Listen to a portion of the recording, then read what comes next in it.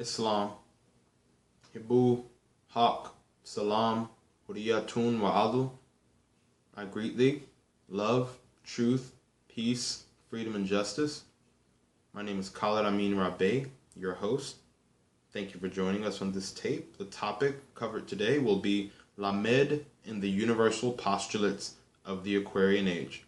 As you see before you, we have two references for this tape, and I will briefly explain both. We have the Aquarian Gospel of Jesus the Christ on the left, as well as the Holy Koran of the Moorish Holy Temple of Science, called colloquially the Circle 7 Quran, on the right. Now, for you Moors who are subscribed to my channel, you will, of course, be familiar with the relation between these two books. The first 20 or 22 chapters of the Holy Quran of the Moorish Holy Temple of Science, as provided to us by our noble prophet, Drew Ali, was actually transcribed in part from the Aquarian Gospel of Jesus the Christ, which is indeed an inspired book provided by a holy man named Levi Dowling. He actually transcribed it from what he terms the Akashic records, or transcribed the universal principles and codified them in a book for the digestion of this new age. It's termed the Aquarian Gospel because, as you Moors who are familiar with your astrology will also be aware, we recently passed into what is termed the Aquarian Age. It's an astrological concept termed the precession of the equinoxes, where every 2,000 or 2,166 years, the sun moves in its orbit, rotating through the 12 signs of the zodiac, and it recently passed, as of December 21st, 2012 or so, into the astrological age of Aquarius from the age of Pisces. The age of Aquarius is destined to be an age of universal brotherhood, symbolized by the man pouring out the pitcher of water, or pouring out all the secrets that have kept man as slave for these past 2,000 years, pouring out those secrets so that the truth is not held in the hand of a select few, but that the truth is known and is apparent to all, so that man can communicate on equal ground without any man being superior to the other. That's what I feel like the age is supposed to be. That's what it's told of in all of the stars. That's how the stars record the age as being.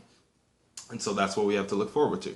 In order to usher in that age, it was ordained by Allah, or by the higher consciousness, that a man named Levi Dowling transcribed from the Akashic records the lost 18 years of Yehoshua ben Yosef, or Jesus the Christ's life, that it might be provided to the world, so the world can be cleansed of the toxic doctrine of exoteric Christianity, and that they might know the truth of the doctrine of the Christ.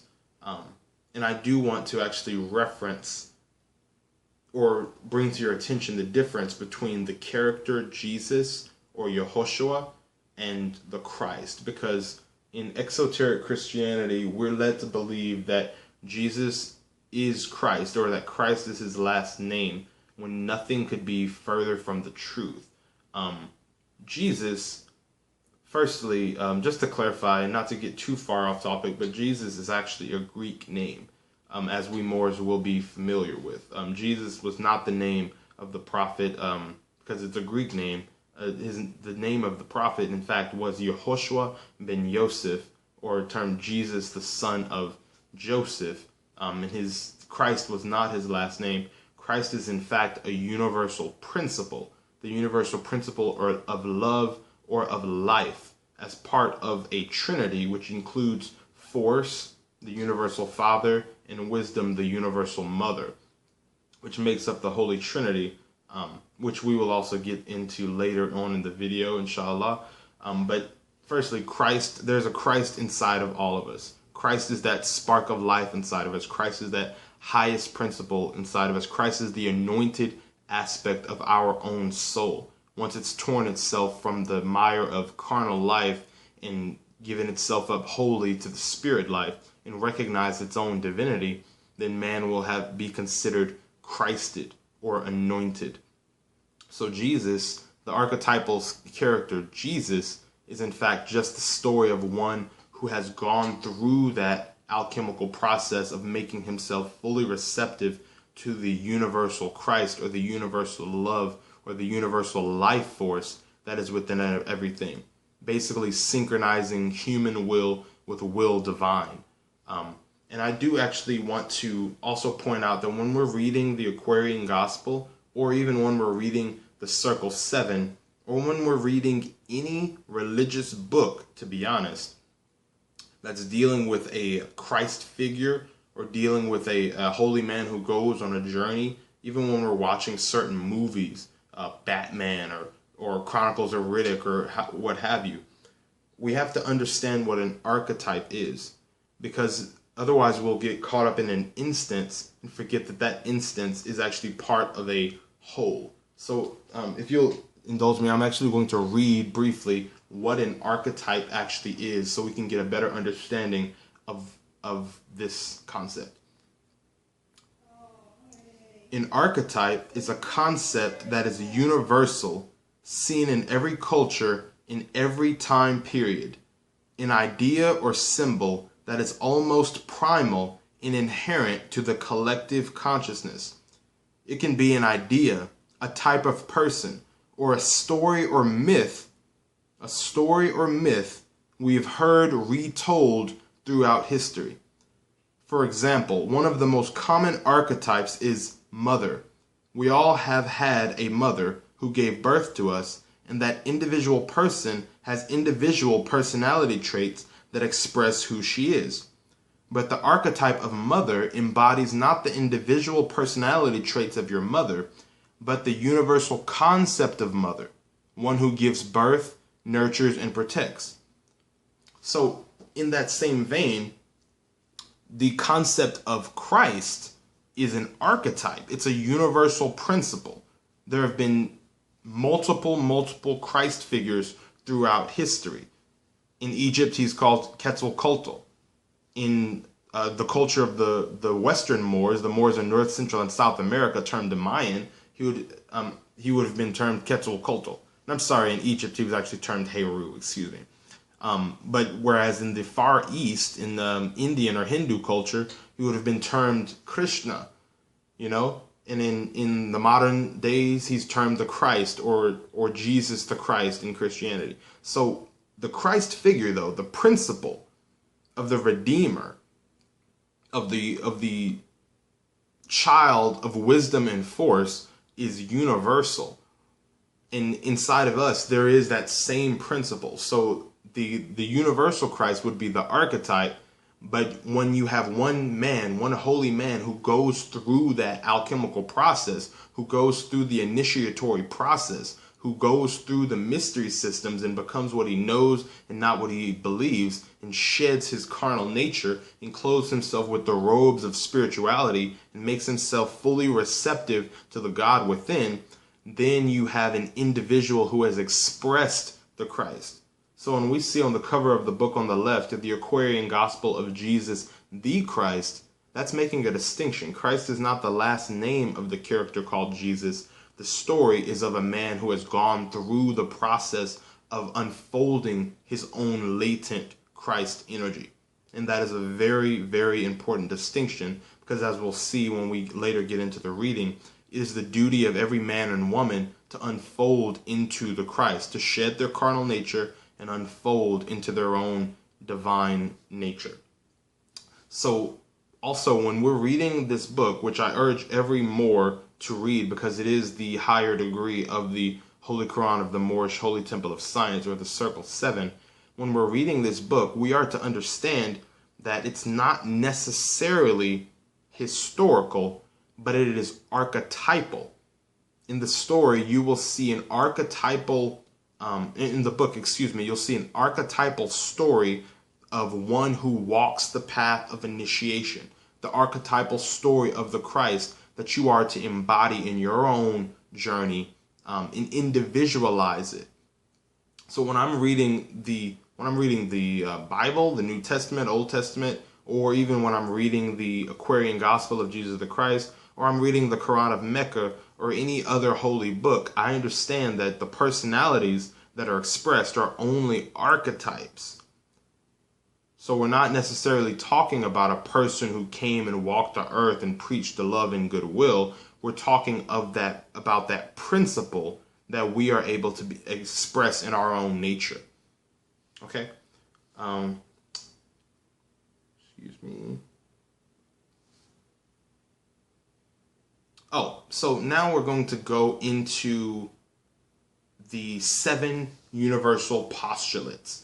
And the tape is titled Lamed, because when you go into the Aquarian Gospel of Jesus the Christ, you'll actually see that it's broken into 22 sections, which correspond with the 22 letters of the Hebrew alphabet.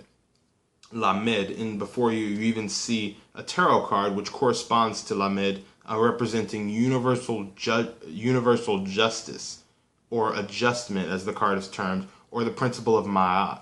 And as you'll see when we get into these 7 principles, these are actually the foundation principles, the foundation 7 principles on which this age and all other ages truly will be based. Because we'll actually be covering how man is to unfold into his own divine nature, and how that's actually the basis for, or the reason why man is incarnated on the planet Earth. Okay. So, I don't want to say a brief word because if you are familiar, if you'll indulge me actually. So, some of the higher degrees of the Circle 7, which are also taken from the Aquarian Gospel of Jesus the Christ, is in this little book, termed The Mysteries of the Silent Brotherhood of the East. Higher degrees for Circle 7 and questionnaire.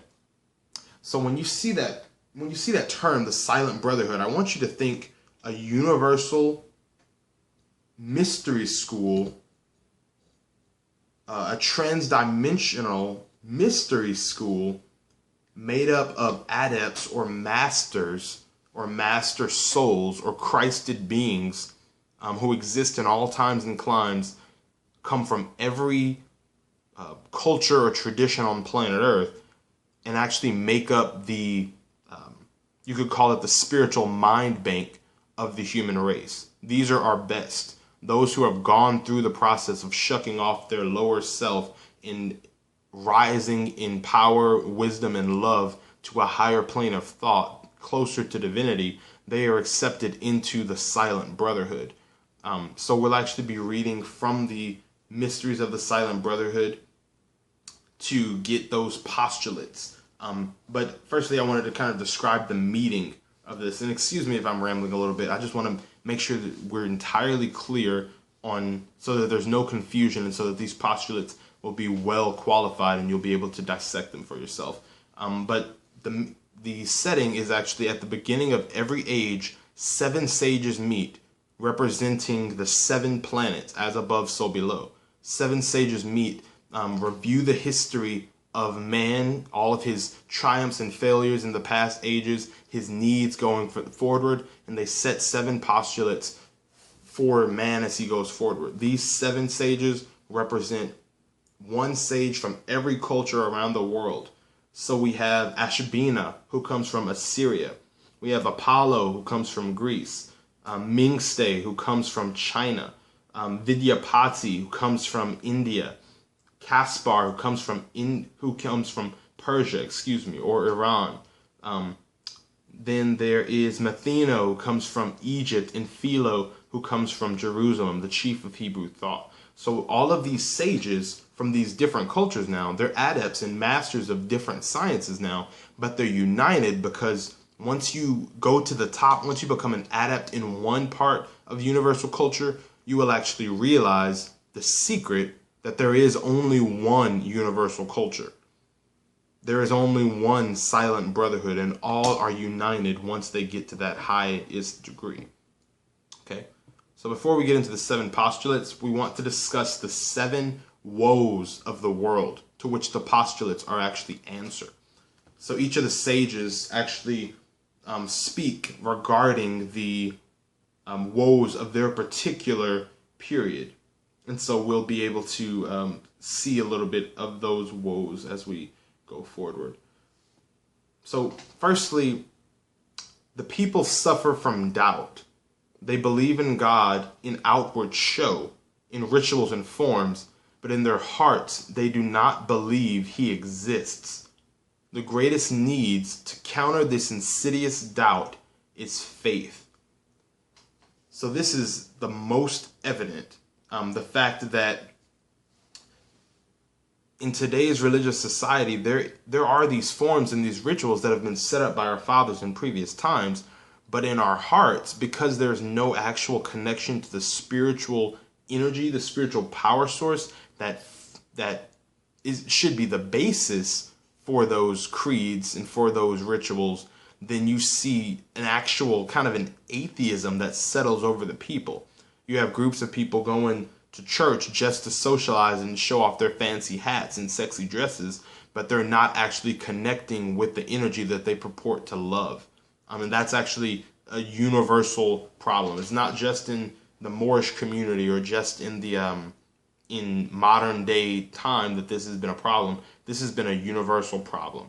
People doubting the actual existence of the universal power just because they aren't able to interface with it as much as they like. And this is actually the mysticism of the son of, or the light, the logos, comes down and walks with men, but men know him not. Even though he is the very life principle that runs within their veins, they recognize him not. And so one of the other woes of the world are the needs of true concepts of God. Men have to know the true nature of God. And the problem, one of the problems is actually that this is a coveted secret. This is what they teach in the mystery schools and in the secret societies, the different aspects of God. And then it says, every thought may be worshipped as a god. What is needed is a strong master to come and raise the people from the worship of many gods or of many ideas to the worship of God, the one. And so if you're familiar with kind of universal religion, you'll notice that there are actually multiple miniature gods, or what they call polytheism, the worship of multiple gods, as opposed to the worship of a single god. But what is not actually told is that these polytheistic sects are really just worshiping the aspects of the greater God. So you'll have, for just as a brief example, you'll have the great mother Zodiacus, or the wheel of the zodiac, and then you'll have the 12 signs of the zodiac and the 7 planets, or the 9 planets of the zodiac. And each one of those, you can focus on each one of those energies, and then you can go deeper and deeper and break it off and break off the characteristics of the sun, characteristics of the moon, and each of those can be deified. And that has been a problem of the world, ancient and modern, of the deification of the different aspects of God, but not really understanding that God is one. So that's actually what is called Kabbalistically the paradox of the many and the one. Understanding how there are a billion attributes of this one creator God, but that he has to be understood as a unity. And that's what these postulates also seek to cure. And then we have another statement from these sages that says that the priesthood itself is dead. The New Age calls for liberty from the priesthood, the kind that makes each man a priest unto themselves. Throughout the ages, there have always been men who have tried to stand between man and God, kind of a go-between, as it were, a third party. And in past ages, this has kind of almost been necessary due to the lack of education and the general ignorance and superstition under which the people were governed. But in this new age, this Aquarian age now, remember, pouring out the bucket of secrets, pouring out the truth upon all the people so that everyone's thirst may be whetted. In this new age, it is hoped that man may become a priest unto himself and may walk before the throne of Allah and lay his offering on that throne without needing any intercessor. Because what happens is that the priests become corrupt. It's an awesome responsibility to be charged it's an awesome responsibility to be a go-between between God. But if you're not turned on, if you yourself are an idol worshiper, or if you yourself have doubt of God's existence, I mean, your concepts of God aren't true. If you're not enlightened, then how can you be a proper intercessor for someone else? If you're caught up in your own carnal nature, as we'll see if we look inside of the church, especially the black churches, or basically any faith system right now, if you're caught up in your carnal nature, you cannot properly lead another man into the light. And that's been one of the issues. And it says, the devil reigns supreme, and though a myth, he dangles on his knee both the youth and the age. Fear holds the heart of men in chains. So the devil is not real. What we attribute to the devil is actually attributed to man and his poor thinking. Because man, as a creative creature, can create other living beings. They're called thoughts. And when a lot of people pour into a thought, a specific thought, it becomes a form, or a thought form, or a living being, and that's what we call the gods. Thoughts that have been molded into existence by poor thinking of a man. So that's what the devil actually is. But what happens is we create for ourselves a devil or a god, an idol god, I mean, and then the result of that thinking, we begin to fear our own creation. And that's why we have this so-called evil in the world. Evil is the work of man, and we'll get into that later as well. And one of the other precepts was basically that mystery has cut people off from the light. Now we understand about mystery systems and secret societies and stuff. We understand that there is a very complex system of philosophies and sciences and magics that can be tapped into, but we also understand as Moors that everybody doesn't have the rational faculties or the spiritual comprehension to be able to go deep into that. Like, we have a whole Egyptian mystery system that is very complex and beautiful, but it's inaccessible to most people. You have to be initiated into that, and everybody cannot be initiated into high science. And therein lies a problem. It is necessary that truth be simple and accessible to every man. There can be no excuse for not being in tune with the light, or in tune with the Creator. And one of the very real issues is how complicated the real truth is. So it has to be simplified. The need is universal truth. We have to take it out of darkness into light. And then, just to reiterate, the corrupt priesthood is again a problem. Our priesthood, as it is now, uses the law of God, the universal law of nature, to make slaves of their brothers. Liberty from the priesthood is the order of the day. And these universal postulates are intended to be a firm bit of knowing in this world as we travel in search of greater and greater light. So without further ado, I'm going to be reading the 7 postulates that are to form the gnosis of the empire of the soul. First postulate. All things are thought. All life is thought activity. The multitudes of beings are but phases of the one great thought made manifest. Lo, God is thought, and thought is God. Second postulate. Eternal thought is one. In essence, it is two, intelligence and force. And when they breathe, a child is born. This child is love. And thus the triune God stands forth, whom men call Father, Mother, Child. This triune God is one, but like the one of light, in essence he is 7. And when the triune God breathes forth, lo, 7 spirits stand before his face. These are creative attributes. Men call them lesser gods, and in their image they made man. Third postulate. Man was a thought of God, formed in the image of the septenate, or the sevenfold God, or the Elohim, clothed in the substances of soul. And for a reference for this, Moors, please look at chapter 12 of the Circle 7. And his desires were strong.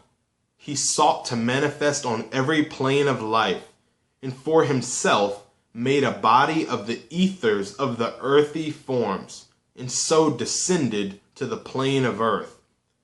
In this descent he lost his birthright, lost his harmony with God, and made discordant all the notes of life. In harmony and evil are the same, so evil is the handiwork of man. Fourth postulate. Seeds do not germinate in light. They do not grow until they find the soil, and hide themselves away from light. Man was evolved a seed of everlasting life, but in the ethers of the triune God, the light was far too great for seeds to grow. And so man sought the soil of carnal life, and in the darksomeness of earth, he found a place where he could germinate and grow. The seed has taken root and grown full well. The tree of human life is rising from the soil of earthy things, and, under natural law, is reaching up to perfect form. There are no supernatural acts of God to lift a man from carnal life to spirit blessedness. He grows as grows the plant, and in due time is perfected. The quality of soul that makes it possible for man to rise to spirit life is purity. Fifth postulate.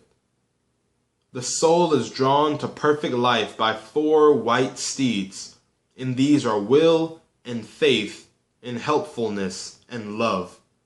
That which one wills to do, he has the power to do. A knowledge of that power is faith, and when faith moves, the soul begins its flight. A selfish faith leads not to light. There is no lonely pilgrim on the way to light. Men only gain the heights by helping others gain the heights. The steed that leads the way to spirit life is love, is pure, unselfish love. Sixth postulate. The universal love is child of wisdom and of will divine, and God has sent it forth to earth in flesh that man may know. The universal love of which the sages speak is Christ. In the greatest mystery of all times lies in the way that Christ lives in the heart. Christ cannot live in clammy dens of carnal things. The 7 battles must be fought, the 7 victories won, before the carnal things, like fear and self, emotions and desire, are put away. When this is done, the Christ will take possession of the soul. The work is done, and man and God are one. Seventh postulate. A perfect man, to bring before the triune God a being such as this, was nature made. This consummation is the highest revelation of the mystery of life. When all the essences of carnal things have been transmuted into soul, and all the essences of soul have been returned to holy breath, and man is made a perfect God, the drama of creation will conclude, and this is all. Amen. These 7 postulates are very, very holy, and I want to go over them again, but I'm actually going to cut short this tape because it's at 30 minutes and I don't want to keep you too long, but I'm going to start another tape where I'm actually going to review the 7 postulates, and we're going to actually do some further research on the number 7, because the number 7 is the number of God and man. It's the number of perfected man, and we'll see why the sages sat in silence for 7 days, why there are 7 sages and 7 postulates. and why man must fight the 7 battles and have the 7 victories over his carnal self. Islam, I'll see you in the next tape, Moors.